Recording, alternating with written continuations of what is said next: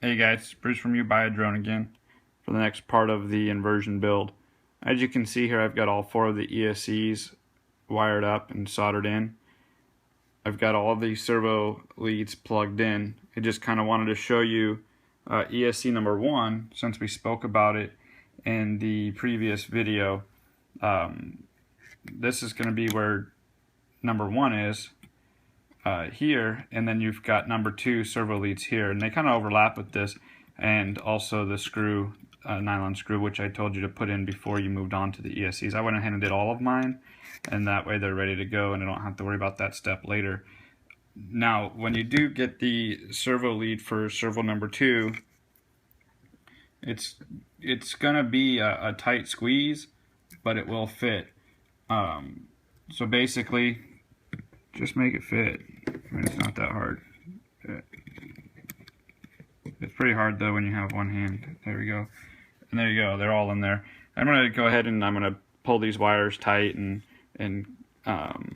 put a small zip tie lightly around them, just so that they're a little bit more cleaned up. That's not going to affect the performance. A lot of guys like to get rid of as many wires as they can. That's fine. You can clip them down and put another one of those on there, and that's that. And then the other side, we've got the 4 standoffs already in place, our buzzers there, and everything's ready to go. From here we're gonna put the arms on. I'm gonna put the camera down for a second and I'll be back. Alright, I'm back. Time to move on to the arms. In your kit you're gonna have 4 arms, of course, and 2 are gonna be short and 2 are going to be long. Now the long arms go in the front, the short arms go in the back. The one thing to keep in mind is that when you're building it, the swoosh of the arm goes forward or it goes backwards. So you can see this kind of has a curve in it. That curve is going to go from the back of the frame out.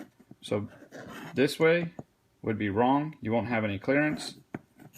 This way is the proper. And then you can see how that makes the arm go swoosh to the back of the frame. So what you're going to want to do is go ahead and get the 18mm bolts. And then this is obviously the bottom. This is the top. You're going to go ahead and put your bolts in however you want to do this. I mean, I'm not going to tell you how to put these arms on in order. But basically, you're going to want to put one arm on, put your bolt through it, flip it over, and then you're going to get one of the 3mm standoffs. Go ahead and screw this in.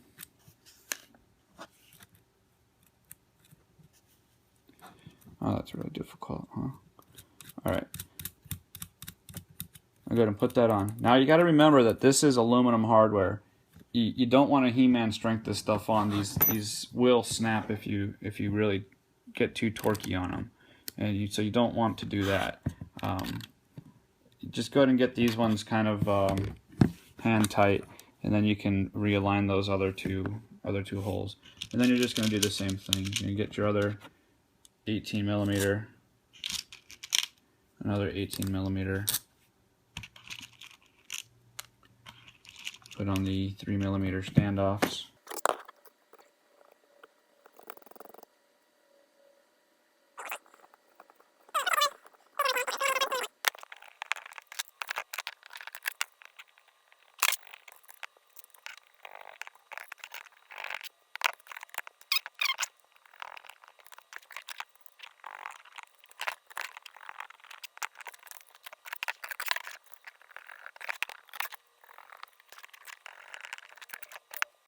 Alright, so I've got all that done.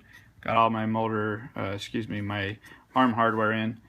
Now these standoffs that I use, these little, they're kind of, I guess, more like a nut, but they were ordered as standoffs, and they're 3mm tall. That gives you 8mm between the 2 plates. I know a lot of guys try to get all custom and they want to do things away from the grain and whatnot.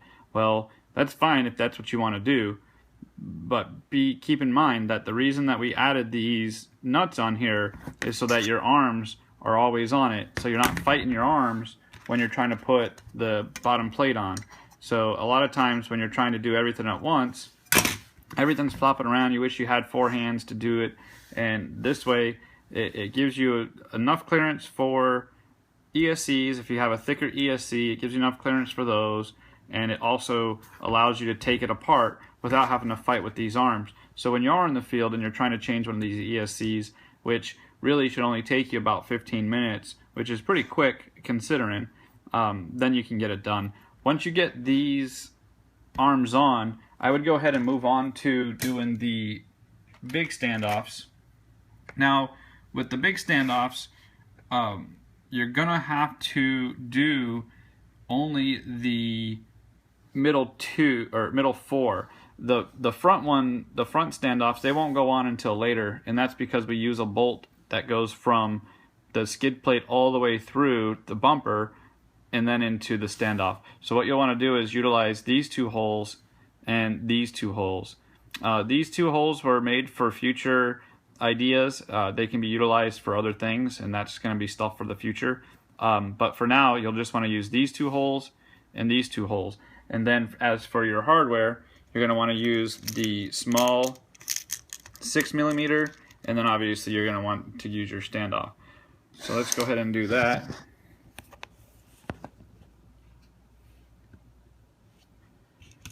Get in one of these little screws here.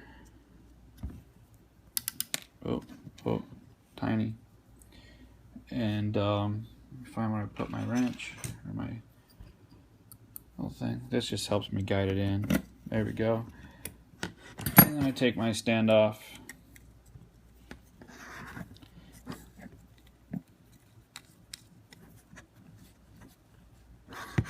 And then you can screw it down. Sorry, I don't have a proper camera rig, so this is what I have to do. And then once you get that done, move on to the next.